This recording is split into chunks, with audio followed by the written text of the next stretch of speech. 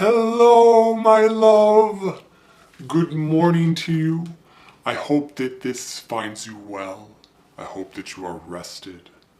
I hope that you are at peace, at least in some regard. I hope for you today that you sit or stand tall and feel that elongation in your body, that strong support. I'm thinking about you as always. I was thinking also about the idea that the best one is the one that you will do. The best thing, the best program, the best modality is the one that you will do. And this first, I think, came across to me in the Tim Ferriss podcast when he was talking with Jocko Willink. And I believe he'd asked Mr. Willink what was the best gym or best sort of jiu-jitsu may have been the issue, but what is the best school? And his response was, it really doesn't matter on the school in terms of which art form you chose or which martial art form you chose.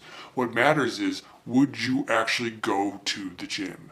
The best gym is the one that you will actually go to. And in the scenario of a gym, that also means it is the one in the closest or close proximity to where you are. But the point being that we have so many choices and so many things we can choose from, routes we can take. And the most effective one is actually the one that you will do.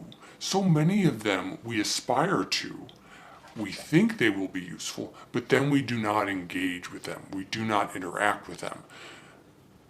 So keep that in mind, or at least that was something I had to keep in mind. And it's a partially a tangent of decision fatigue, but when looking for an app to use for whatever particular program, if you're just going to spend time going through them and not pull the trigger on one, maybe the first one you see is the best one you should use because you will use it. You will have made the choice. When you're trying to pick things, don't let the number of options weigh you down if it means you won't pick anything. Just as don't let trying to figure out the right gym stop you from going to a gym at all. And keep in mind that the goal is to actually do something, is to engage with something, whether it's a program, a gym, a book to read, a place to go out to dinner, whatever it is. It's to actually do the thing or use the thing.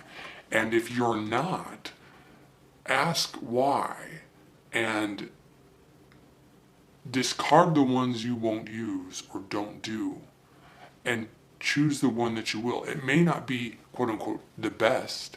It may not be the best restaurant. It may not be the best book or program or gym, etc., etc. But it's better than the one you don't do at all. And that's the point. So I found that thinking extremely useful because I tended to want to pick the exact right thing, the perfect one. This often got in the way of my simply relaxing to watch a movie because I could never decide which would be the perfect movie to watch, which was partially due to the fact that I did not watch them often, and so it even heightened the importance of that decision, which was silly at the end of the day. And I realized that eventually, but it stopped me from watching anything at all. And so I lost out on that enjoyment. Eventually I realized, just pick one. The movie that you will enjoy, for me, was the movie that I actually watched. And of course I had parameters of knowing what kinds of things I liked. But, so, I will leave it at that for you to think about, mull it over. Maybe you find it useful, maybe you do not. And I will recommend also Alice's Adventures in Wonderland by Lewis Carroll, a book with which you are intimately familiar, are having read it together, of course, and your myriad costumes, or your Alice costume, which you used for so many different things, and the Mynah Birds, which is a musical group, which is, or was, again, I presume they are still around, I hope, when you get this. They just very enjoyable, moving. I don't know what category I would even put it in, but you should check it out nonetheless. And with that, I will bid you adieu.